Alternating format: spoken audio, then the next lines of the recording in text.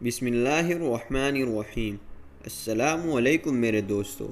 امیہ ابن خلف مکہ کے سرداروں میں سے ایک اہم سردار تھا جو کفاروں کا بہت بڑا پیشوا تھا اور اسلام اور مسلمانوں کے حق میں روئے زمین کا ایک بہت بڑا شیطان تھا۔ ایک دن اس کو پتہ چلا کہ اس کے کسی غلام نے بتوں کو پوجنے سے انکار کر کے کسی اور کو معبود بنا لیا ہے۔ اس نے غلام کو فوراً بلا کر یہ پوچھا کہ میں نے سنا ہے کہ تم نے کوئی اور معبود بنا لیا ہے، سچ سچ بتاؤ کہ تم کس کی عبادت کرتے ہو؟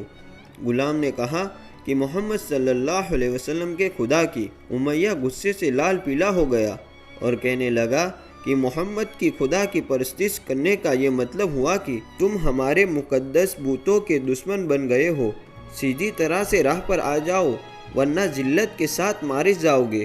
میں یہ ہرگز برداشت نہیں کر سکتا ہوں کہ تم بتوں کی پوجا کرنے والے کے غلام رہ کر محمد کے خدا کی پرستش کرو۔ وہ غلام جو توحید کا سچے دل سے سودائی ہو چکا تھا، اس نے بے دھڑک امیہ کو جواب دیا کہ میرے جسم پر تو تمہارا جوڑ چل سکتا ہے، لیکن میں اپنا دل اور اپنی جان محمد صلی اللہ علیہ وسلم اور اس کے خدا کے پاس رکھ چکا ہوں۔ اب اللہ کی عبادت ہی میری زندگی کا مقصد ہے اور تمہارے خود سے بنائے ہوئے بتوں کو پوجنا میرے بس کی بات نہیں ہے۔ یہ جواب سن کر امیہ بن خلف دیوانہ ہو گیا۔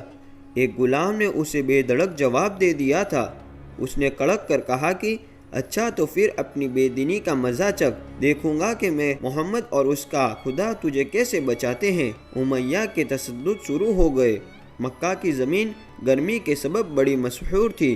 امیہ اپنے غلام کو دوپہر کی تپتی دھوپ میں زمین پر لیٹا کر سینے پر پتھر رکھ دیتا تھا کہ وہ کروٹ نہ لے سکے۔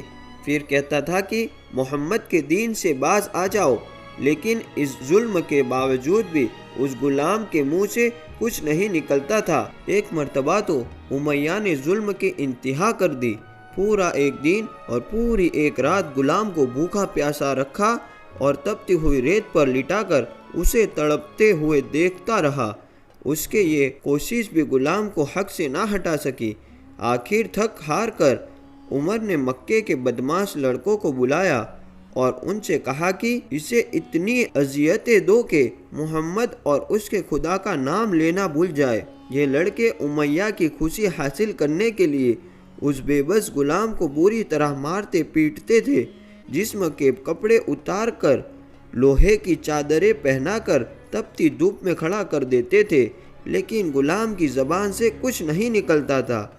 اسلام کی راہ میں یہ بے پناہ اذیتیں سہن کرنے والے اور کوئی نہیں، حضرت بلال حبشی رضی اللہ تعالی عنہ تھے۔ انہی ظلم و ستم کے دوران ایک دن حضرت ابوبکر صدیق رضی اللہ تعالی عنہ کا ادھر سے گزر ہوا تو آپ رضی اللہ تعالی عنہ نے امیہ سے کہا کہ اس بے بس کے اوپر اتنا ظلم کیوں کرتے ہو؟ اس نے تمہارا کیا بگاڑا ہے؟ وہ ایک واحد خدا کی عبادت کرتا ہے۔ اگر تو اس پر احسان کرے تو یہ احسان آخرت میں تیرے کام آئے گا۔ اس پر امیہ نے نہایت حقارت سے کہا کہ میں تمہاری اس خیالی آخرت کے دین کو نہیں مانتا، جو میرے دل میں آئے گا میں تو وہی کروں گا۔ صدیق اکبر اس جواب پر کافی افسردہ ہوئے، لیکن پھر بھی آپ رضی اللہ تعالی عنہ نے اسے سمجھایا کہ اس مظلوم پر ظلم و ستم کے پہاڑ توڑنا تیری سایہ نشان نہیں ہے، جس پر امیہ نے تنگ آ کر کہا کہ اگر تم اس کے اتنے ہی ہمدرد ہو تو اسے خرید کیوں نہیں لیتے؟ حضرت ابوبکر صدیق تیار ہو گئے اور فرمایا کہ بولو کیا دام لوگے؟ امیہ نے کہا کہ تمہارے پاس ایک غلام ہے جس کا نام فاستات رومی ہے، وہ مجھے دے دے اور اس کو لے جا۔ حضرت ابوبکر صدیق رضی اللہ تعالی عنہ فوراً راضی ہو گئے، جبکہ امیہ کا خیال تھا کہ فاستات ایک نہایتی کارآمد غلام ہے جس کی قیمت زیادہ ہے اور حضرت ابوبکر صدیق رضی اللہ تعالی عنہ اسے دینے سے انکار کر دیں گے، مگر آپ فوراً راضی ہو گئے۔ امیہ کو سخت مایوسی ہوئی اور اس نے ساتھ ہی 40 اقیہ چاندی کی فرمائش کی۔ اسے بھی حضرت ابوبکر صدیق رضی اللہ تعالی عنہ نے بخوشی ادا کر دیا۔ حضرت بلال رضی اللہ تعالیٰ عنہ کو ساتھ لے کر دربار رسالت میں حاضر ہوئے اور سارا ماجرا سنایا۔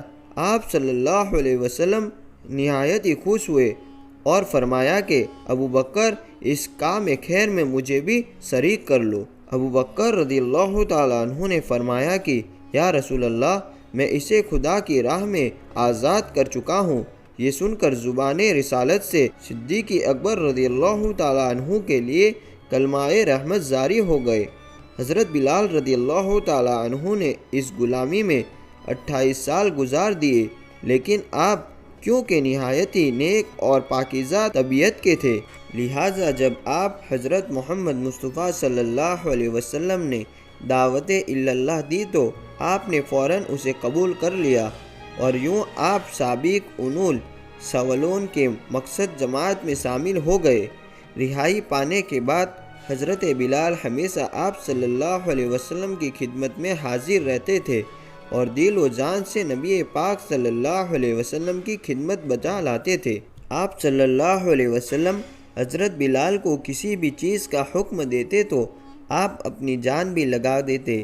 غزوہ بدر سے لے کر غزوہ تبوک تک تمام غزوہ میں شامل رہے، لیکن حضرت بلال کی اسلام کے لیے سب سے بڑی خدمت اور ان کے لیے سب سے بڑی شہادت اسلام کا سب سے پہلا مؤذن ہونا ہے۔ ہجرت کے بعد جب مسجد کی نیو ہوئی تو آپ صلی اللہ علیہ وسلم نے آپ کو اذان دینے کا ذمہ سونپا۔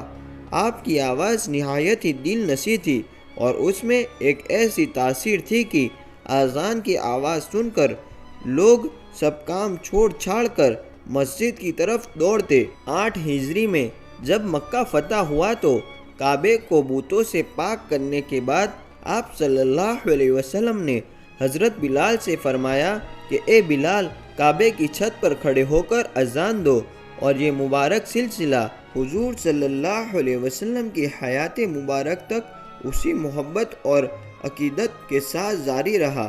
لیکن 11 ہجری میں جب آپ صلی اللہ علیہ وسلم نے سفر آخرت اختیار کر لیا تو اس عاشق رسول پر غم کا پہاڑ ٹوٹ پڑا اور مدینہ میں رہنا اب آپ کے لیے دشوار ہو گیا۔ آپ کو ہر وقت پیارے نبی صلی اللہ علیہ وسلم کی یاد ستاتی رہتی تھی۔ بکر صدیق کی خدمت میں حاضر ہوئے اور جہاد پر جانے کی اجازت طلب کی، لیکن حضرت ابو بکر صدیق رضی اللہ تعالیٰ عنہ نے آپ کو خدا کا واسطہ دے کر کہا کہ مجھے اس بڑھاپے میں تنہا چھوڑ کر مت جاؤ، تو حضرت بلال نے اس شرط پر ابو بکر صدیق رضی اللہ تعالیٰ عنہ کی بات مان لی کہ اب وہ رسول اللہ کے بعد کسی کے لیے اذان نہیں دیں گے۔